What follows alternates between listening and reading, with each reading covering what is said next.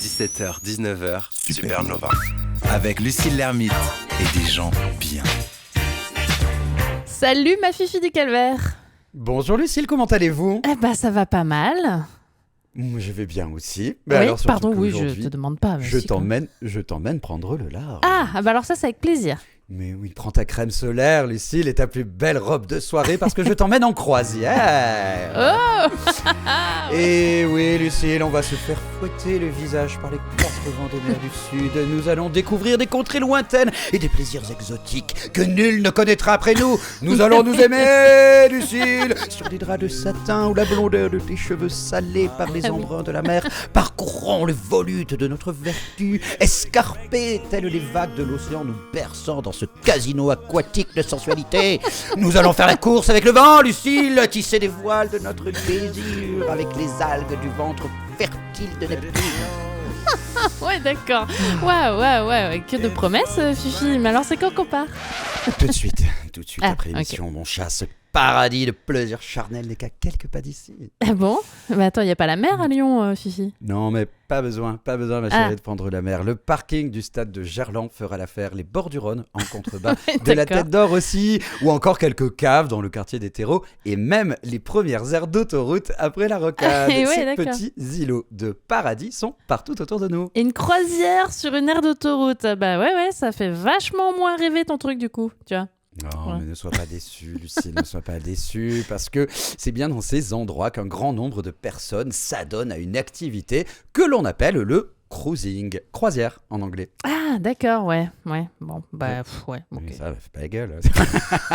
Alors le cruising, qu'est-ce donc ? Ce concept de cruising consiste à errer, se promener dans certains lieux publics particuliers, sans réel but, si ce n'est dans l'espoir de trouver un ou plusieurs hommes pour avoir des rapports sexuels gays et anonymes. Mm-hmm. C'est donc un contexte spécifiquement sexuel qui se pratique dans des lieux discrets, plus ou moins à l'abri des regards indiscrets, et dont le bouche à oreille fait que certains de ces lieux de cruising sont fréquentés depuis plusieurs décennies. Ok, mais alors, quel rapport avec la croisière s'amuse ? Eh bien déjà, parce qu'on s'y amuse. Ah ouais, voilà. Oui, évidemment, je suis bête. Ce mot est apparu au départ comme un code d'argot dans la culture gay pour parler de l'intention de niquer sans que ce soit tricard, c'est-à-dire que ça reste discret. Ça te dirait qu'on allait faire une petite croisière, Lucille, croisée entre guillemets. Ouais.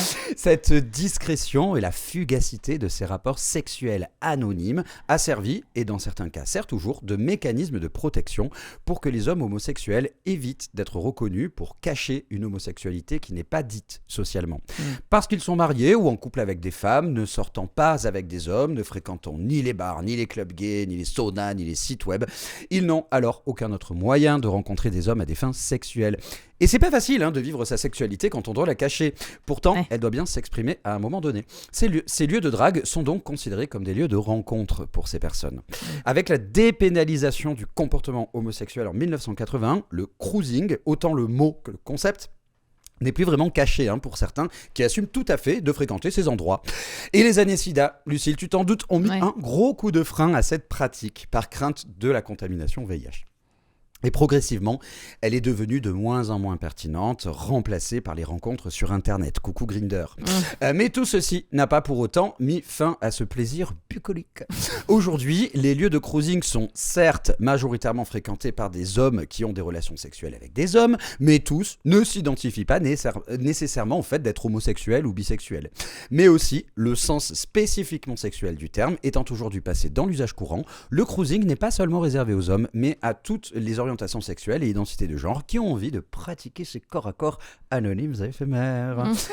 Et pour en savoir plus, je vous renvoie sur une archive super sympa que Marilou a trouvée sur le site d'Hétéroclite, un numéro qui date de 2007 où on parle de cruising et c'est super sympa, c'est super intéressant et on vous le met en lien sur les réseaux sociaux. Hétéroclite.org, effectivement, c'est bon de le noter. Et Marilou qui est ta co-auteure que l'on embrasse. Absolument, que l'on embrasse. Et oui, merci Fifi du Calvaire. Je suis pas certaine d'aller sur les aires d'autoroute. Moi, je vais peut-être aller une vraie croisière, non ? Quoique non. Écoute, tu m'emmènes quand même. Oui, je t'emmène quand même. Merci Fifi, à la semaine prochaine. Avec plaisir, à la semaine prochaine.